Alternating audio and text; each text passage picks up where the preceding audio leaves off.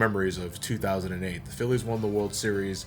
I was about a year into my education at the Art Institute of Philadelphia, and I was horribly depressed and unemployed. It wasn't the best year for me mentally, and I have no problem with saying that out in the open. Video games were often my escape, and around this time, personalities such as the angry video game nerd, the nostalgia critic, and a shitload of other people with something to say were really starting to get their voices out there. After thinking about it for a bit, I figured, hey, I think I could do that too, and God knows I had to keep myself distracted, so I went on to create this channel. Close to a decade later, it's been some ride so far. So take it from me, if you're ever in a similar rut that I was, where I seemed aimless, didn't know what to do with myself, just keep going, and eventually everything will work out.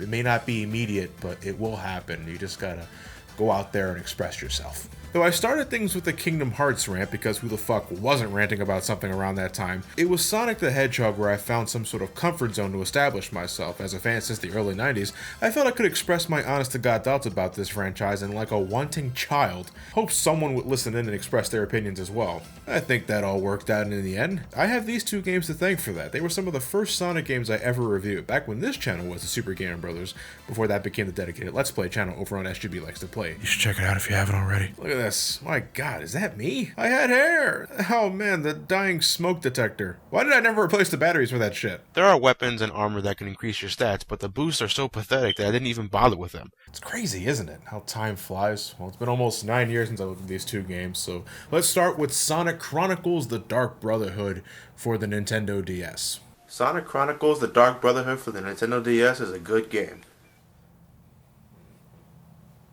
Wow, I really said that, didn't I? Okay, Sonic Chronicles, as you may know already, was the Hedgehog's first and as of this time only attempt at starring in a role-playing game. And it felt like a long time coming. Mario was already...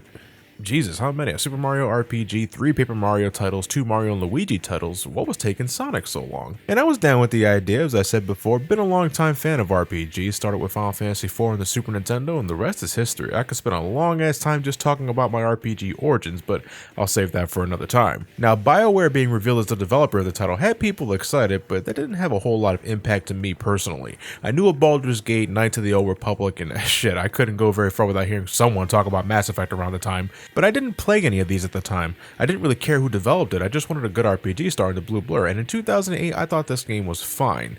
Not outstanding, not terrible, but I also haven't played this since 2008. Still got the original save file right here, as well as the stylus that came with pre-orders. It's been some time, and there's probably a reason for that. Sonic Chronicles: The Dark Brotherhood begins as Sonic and friends thwart Dr. Eggman in his latest attempt for world domination. The gang save the day and Sonic decides to go away for a bit. Not sure how long, but it's implied to be a few years. Maybe this is where he overdosed and thought he was in the Arabian Nights or a Knight from Camelot. But Sonic returns eventually and meets up with Tails after learning that Knuckles has been kidnapped and the Chaos Emeralds have been stolen by a gang of highly advanced creatures known as the Marauders. Together, along with the assistance of Sonic's returning friends and Gun, Knuckles is eventually rescued, and by that I mean he rescues himself, and Sonic just happens to get there when he does that. The gang sets up a plan of attack against their new foes, leading to an uneasy alliance between them and the returning Dr. Eggman, claiming to be reformed. Yet nobody buys that, but the Marauders are seen as the bigger threat, so they team up and head to Angel Island, as the Marauders are after the Master Emerald next. The Marauders are revealed to be long-lost echidnas, led by Imperator Ix, who wishes to use the Master Emerald to bring his army and base of operations from this so-called Twilight Cage, a dimension he was banished to, and then proceed to conquer Sonic's world. This doesn't sit well with one of the Imperator's generals, Shade,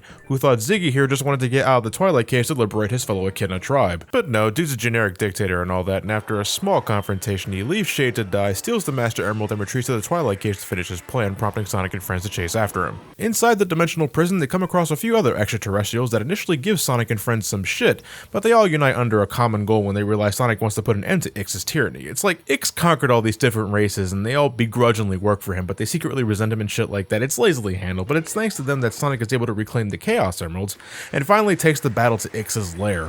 One supersonic encounter later, Ix is quickly defeated, the gang escape the Twilight Cage, only to find out Eggman has conquered the world while they were gone. Apparently time flows differently while inside the Twilight Cage, and Eggman jumped right on that shit. Then the game ends, just like that, the cliffhangiest of all cliffhangers, and though the game rather humorously breaks the fourth wall to thank the developers, it doesn't mask the fact that this ending, as well as the story, was lame as shit. Nothing much happens here. I summed up an RPG story in about a minute. To elaborate, I'm talking the narrative structure. If we're talking characterization, honestly I think that's fine, assuming you're not a fan of Team Chaotix, or being the Dynamite. Maya the Armadillo, Bark the Polar Bear. All your favorite Sonic characters are here, and this game takes full advantage of their established personalities for the sake of some witty dialogue. And thanks to the dialogue tree formula that I'm sure Bioware fans are sure to recognize, you can make Sonic out to be a full-out paragon or a full-blown renegade dickhead. I mean, you're still the hero at the end of the day, but if you keep up with the asshole quips, you'll be wondering how the fuck are these people still friends with this douchebag when everything ends. But good characterization can only keep a bare plot interesting for so long. This game rarely has anything I describe as character development or even adequate world building, and the overarching story is so one-dimensional. I'm surprised they managed to stretch this into a 20+ hour adventure. Let's start with the Marauders. We know they're a long-lost Echidna tribe, but besides Shade, who later defects, nothing much comes out of that. They created the Gizoids, which Sonic Battle fans can relish in, but so what? What relevance does that serve here? Nothing. Doesn't mean shit. And the leader of the group, Imperator X, the head honcho bent on world domination that caused all this riffraff in the first place, we meet him a grand total of 2 times, once in the middle of the story and again at the very end, right before he gets his ass kicked by Supersonic. And I think part of what makes an RPG great is its villain and the journey you travel to learn more about them, their motives, their origins, as well as the conflicts resulting from those points. Imperator X is a total lame ass and somehow more generic than Bowser, and because this game is centered on nothing but his conquest and the Marauders, the result is one empty plot. Only at the end do we see a glimmer of something, when Ix attempts to persuade Knuckles to join his cause. As played out as that is, it would have been interesting to see throughout the whole adventure how Knuckles dealt with the fact that he's not actually the last of his kind. And while there is something of the sort here, it's underdeveloped and, depending on your team composition, almost entirely optional. They dropped the ball big time on that. Sonic Chronicles is by the numbers at its very best, and a generic slog everywhere else. If you want a good example of lackluster world design for you up-and-coming RPG developers out there, let Sonic Chronicles be an example of what you should avoid. Though the backgrounds are nicely rendered, there's nothing much to these locales. Firstly, the touchscreen is used for everything in this game, and while that's fine for menu navigation to some extent, it's a different story for basic movement. Wherever you touch, Sonic will go, and it feels clunky. Like, was there so much to ask to use the D-pad? Just because you have a touchscreen, it's not Nintendo law to use it for everything.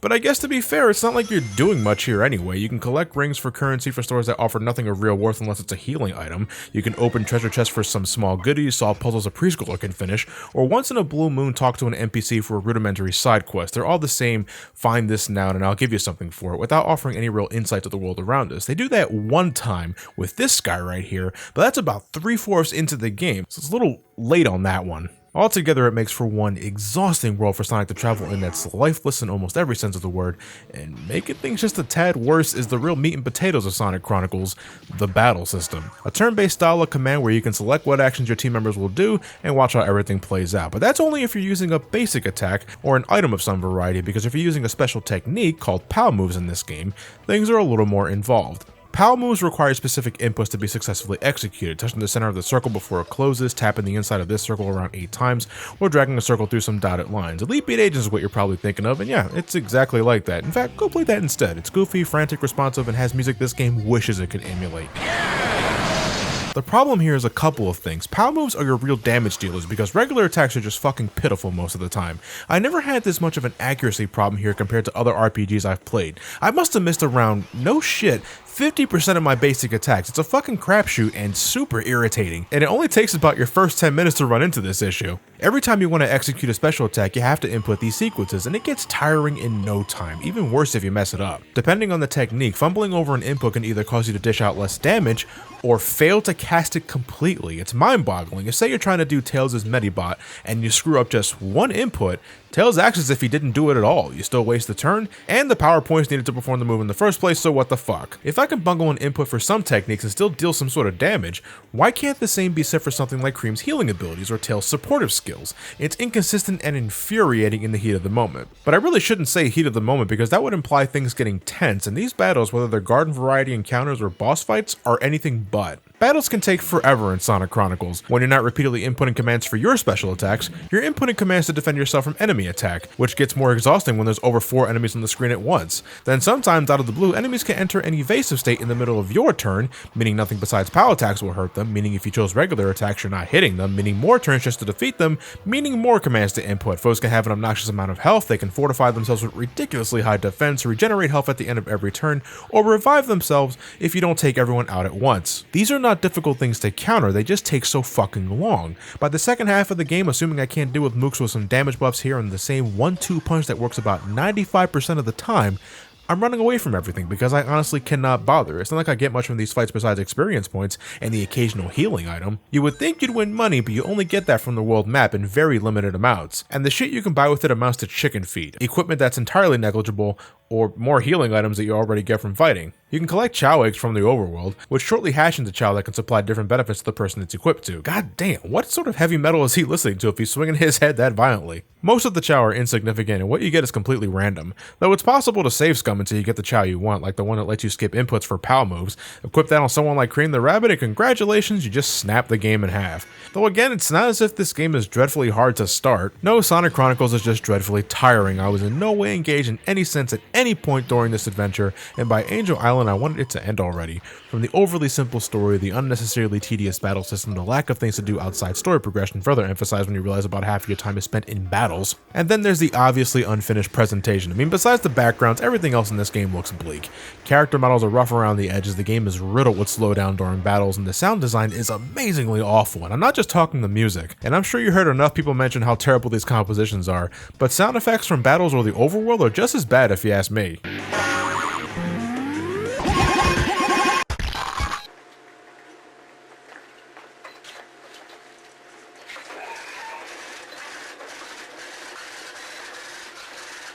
A few years ago, I might have told you the game was okay for beginners of the genre to jump into, but Jesus Christ, what a dumb fucking thing to say. I think my mindset was, in 2008, anything looked better compared to Sonic 06 or Sonic Genesis, so I think I went easy on it because I was a blind fanboy who just wanted Sonic to succeed. But you can't better yourself by ignoring the bad, you better yourself by learning from the bad.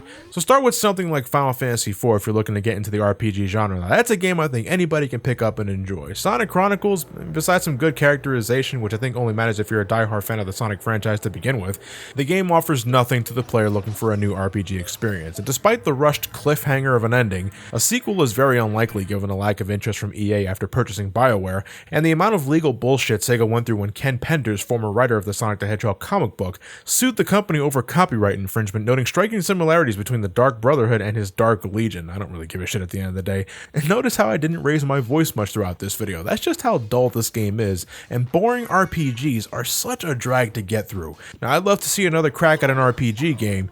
Just don't do this again, whoever's in charge of that one. So it looks like I won't be finishing Sonic Unleashed until after my trip to PAX East. Hey, if you're heading there, I'm attending all 3 days between March 10th and the 12th, so come on by, say hello, we'll wait in long-ass lines together.